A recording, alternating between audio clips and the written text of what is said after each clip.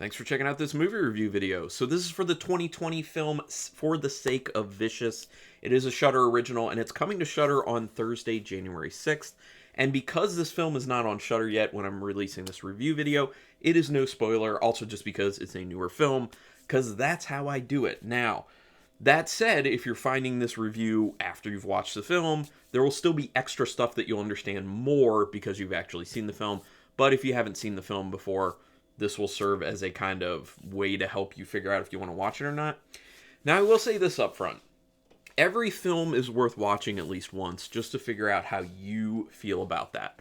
Now, if you've been watching my reviews long enough, that means that I was not a fan of this film overall. There are some things I did like about it, but there are a lot of things I did not like about it. Biggest issue, the writing is not there. The writing's not even close to there, in my opinion. There wasn't even much of an attempt at an actual story. I'll get into it more, though. This one's written and directed by Gabriel as well as Reese Eveneshen. Eveneshen is... Hopefully I got that name right. Now, Gabriel has also done films If a Tree Falls, Kill, In the House of Flies, and Demolisher. I like that last title, by the way. And Reese Eveneshen has done Dead Genesis and Defective.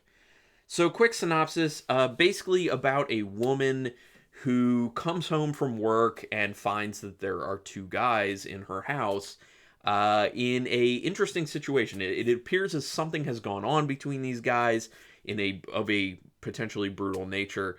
And from there, she's just trying to figure out what's going on. She gets involved in this situation and things escalate.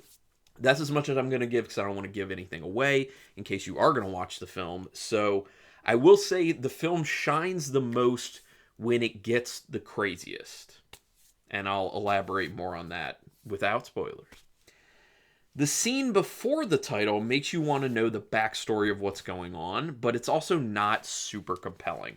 A lot of times the scene before the title shows up is the kind of big hook to get you into it and be like, ooh, very intriguing. I want to know where this is going. It intrigues you enough, but it's not super compelling. It does make you want to know, what is the real story here? What is at play?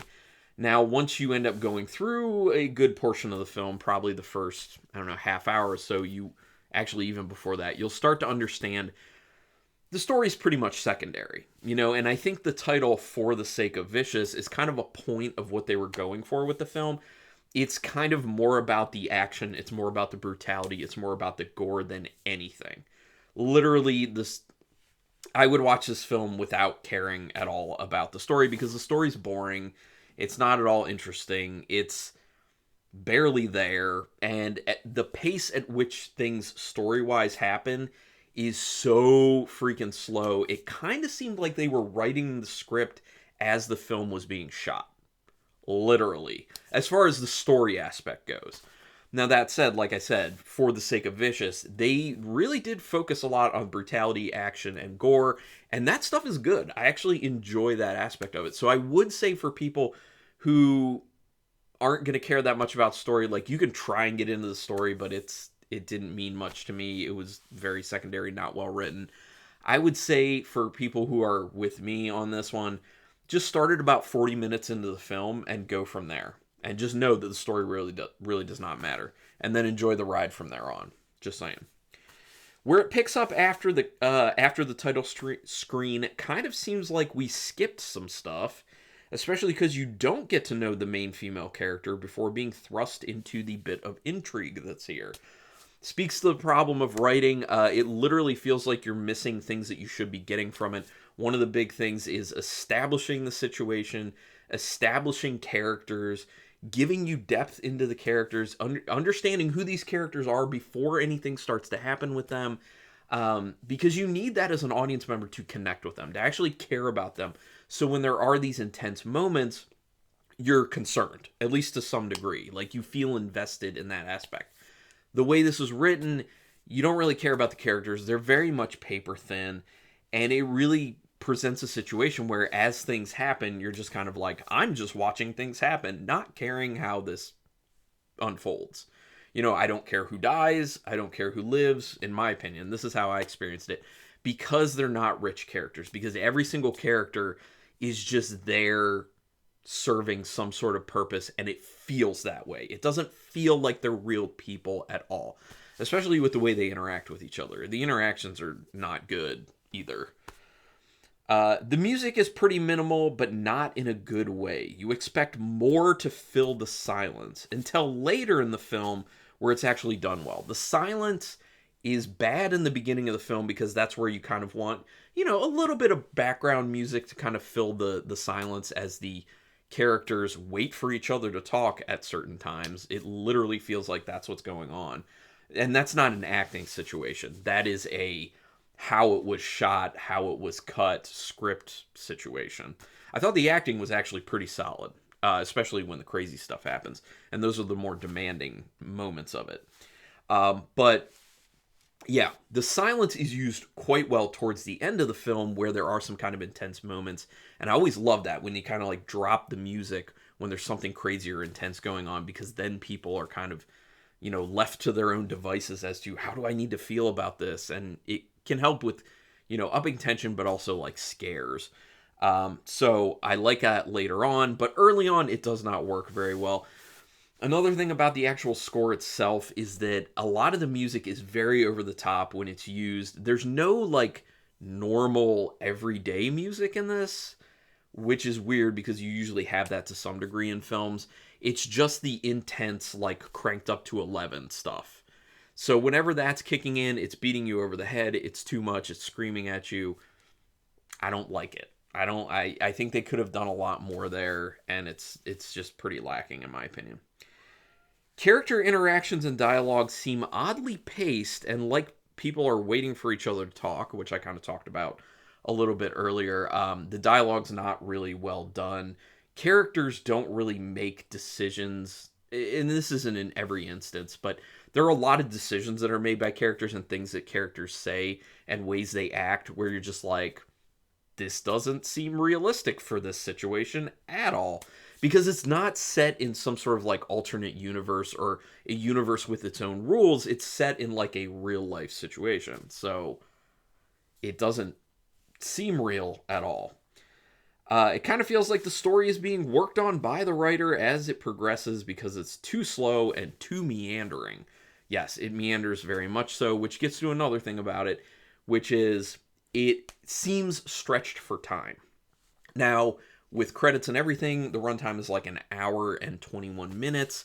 So the fact that it's that short and it feels stretched for time is not good. I actually do think this would serve way better as a short film. I think this basically is a short film concept that should have been executed as a short film. Maybe half hour maximum for this, and then it would have been really good. You could have kept it going at a really nice clip. Could have been very interesting, focusing a lot on what shines in this film, which is the brutality, the gore, the action, that type of stuff. So, just saying. Once again, characters are paper thin. The main character's role in the story makes no sense.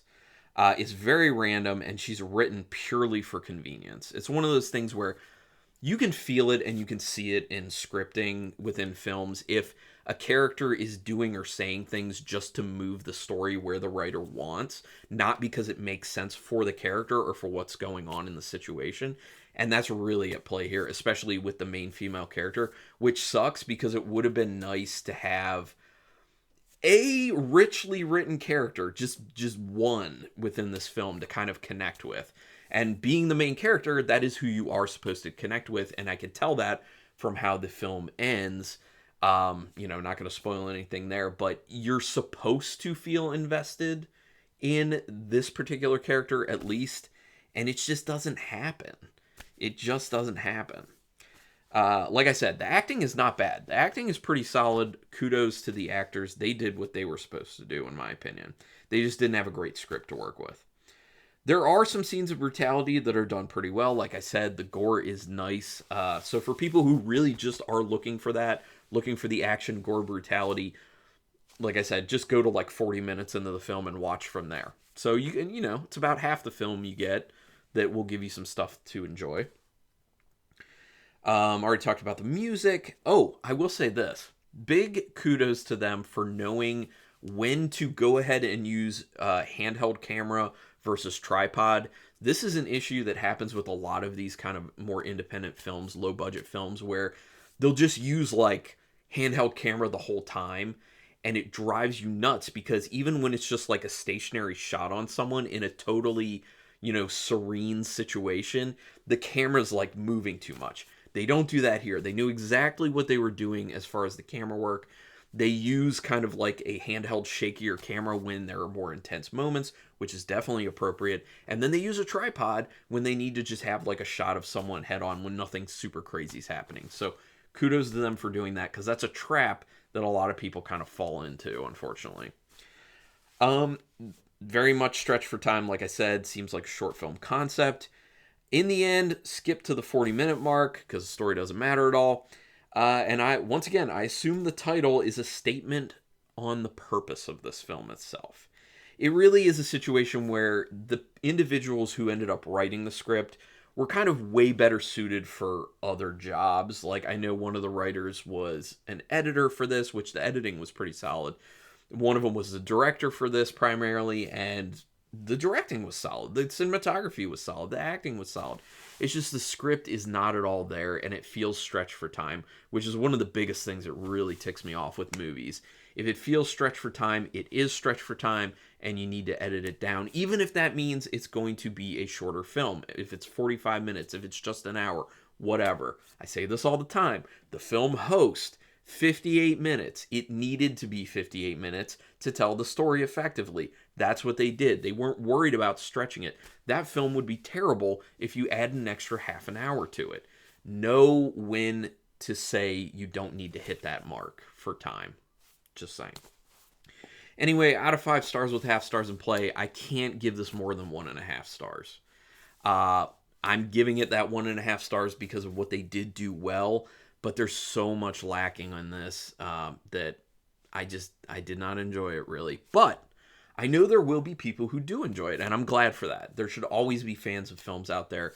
It's very important, especially with people who are doing lower budget films, independent films, to have encouragement out there. So, I gave some words of encouragement on things I thought they did really well, and I hope they go forward and do some more films and improve each time. That would be awesome.